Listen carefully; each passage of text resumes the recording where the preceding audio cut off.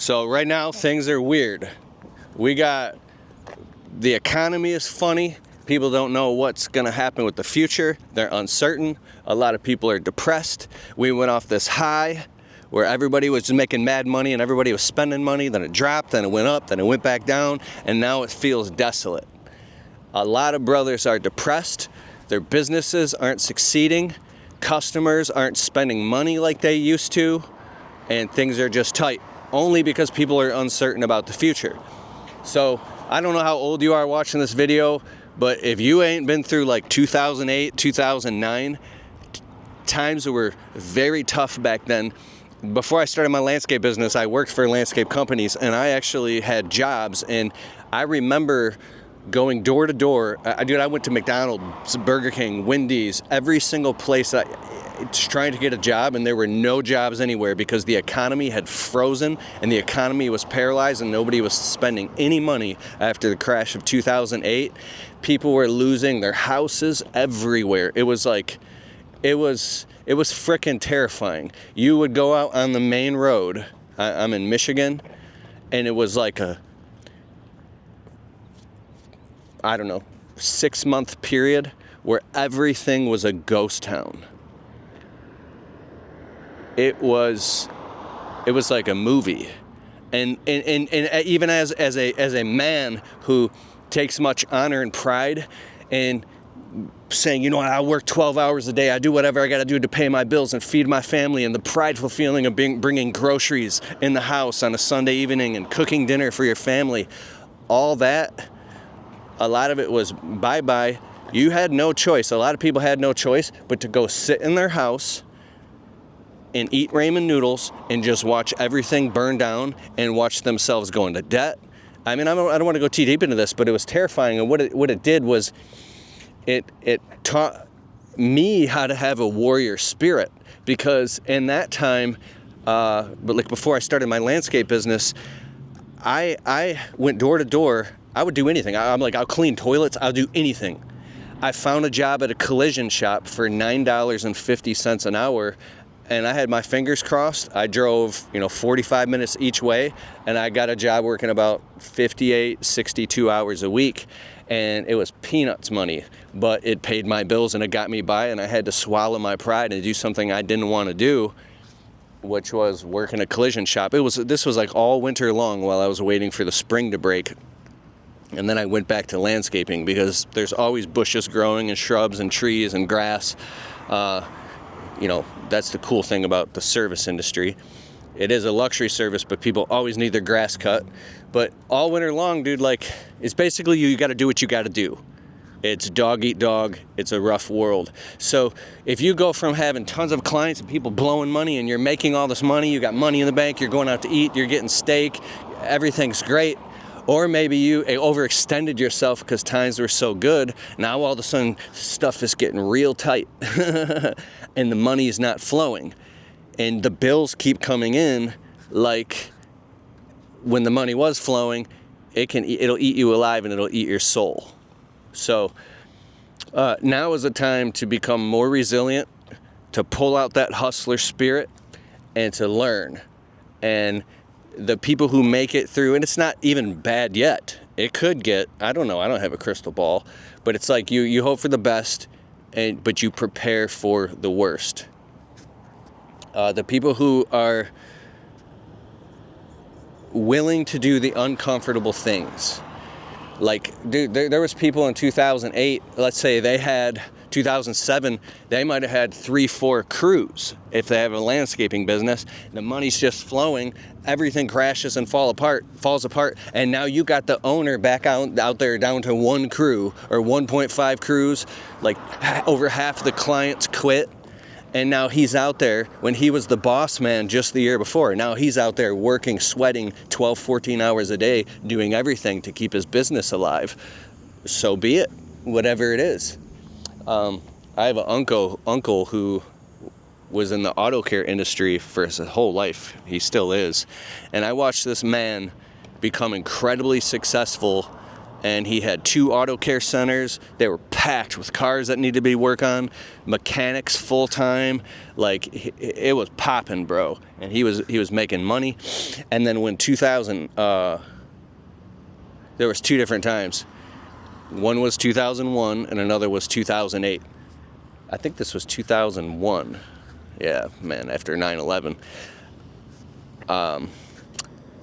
And they also, I don't want to say too much about his business, but there was a construction that started taking place on a main road that lasted for a year right in front of his shop. Nobody could get in or out. It just crushed and crippled his business.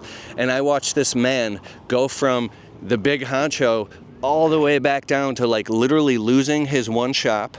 And bro, he had to turn his garage into a place, and there he was working on cars till midnight by candlelight.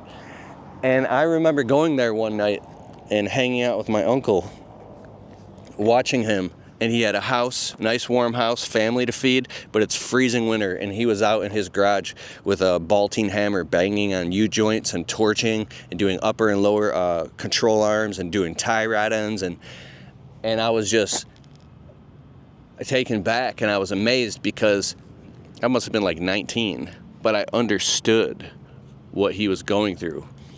And when the economy turned around, he was able to get it back up and going, and next thing you know, he had 2 shops again. So that's what entrepreneurs do. You have to be able to be flexible and roll with the punches. I got another client who's been in the restaurant business. They got 2 restaurants. They're very successful. Where I live here in Michigan, they have these awesome steakhouses, and they're very smart people. They're Greek people.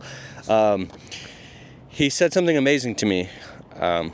Is one of my clients. He said, in business, sometimes times will get really, really good, and the money's flowing, and it's like amazing. It's like bread and butter, man.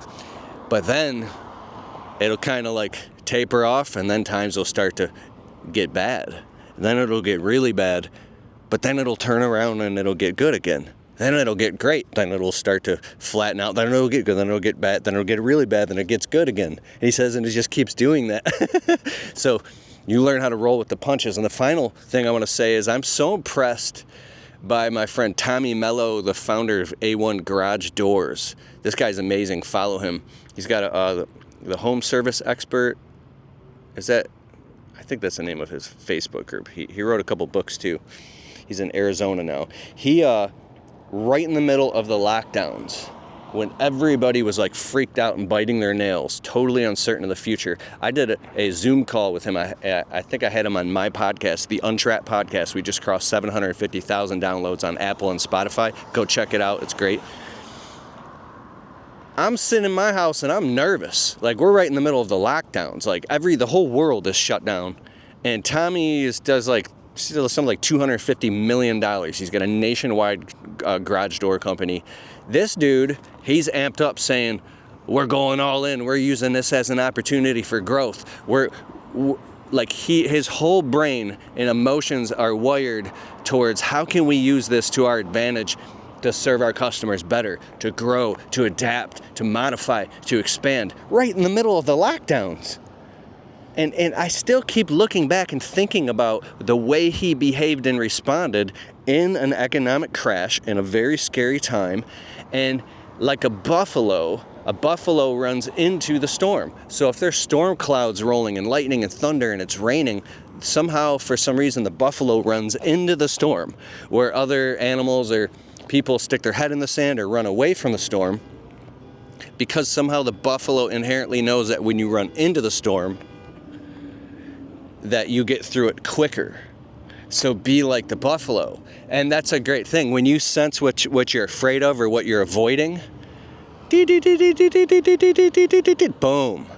That's what I'm avoiding. So let's start reading books about that. Let's get around and find mentors who are great at solving that specific particular problem, that have overcome those specific obstacles. So that's how you can get through, because you might be good at all these other skills, but the one weakest link in the chain is holding everything back. And whatever that is for you, you can let me know in the comments below if you want to be transparent enough, right? It could be your self-worth. It could be your fear of confrontation or having difficult conversations. It could be your fear of just getting out there and getting your hands dirty and getting or selling, right? It could be something going on at home. So I just have so much gratitude. I'm Keith Kalfas. We just crossed 150,000 subscribers on this channel. I'm actually out running my Saturday errands right now, and I pulled over in the parking lot. I'll share it with you real quick. Will this follow me? Yeah. Oh, let's see if it goes this way. Is it gonna follow me? Yeah. I'm in the parking lot of Lakeside Mall. This mall has been around since like the mid-70s in Michigan. And because of Amazon and all the online shopping, this entire beautiful mall that I grew up in, and everybody in my city, everybody knows this mall was bumping in the 90s and the 2000s, just like any mall. It's all getting shut down now. So I think they're going to build, I don't know what they're going to build here, but this is my stomping grounds. This is where I live. So, all right, God bless you. A couple of quick things.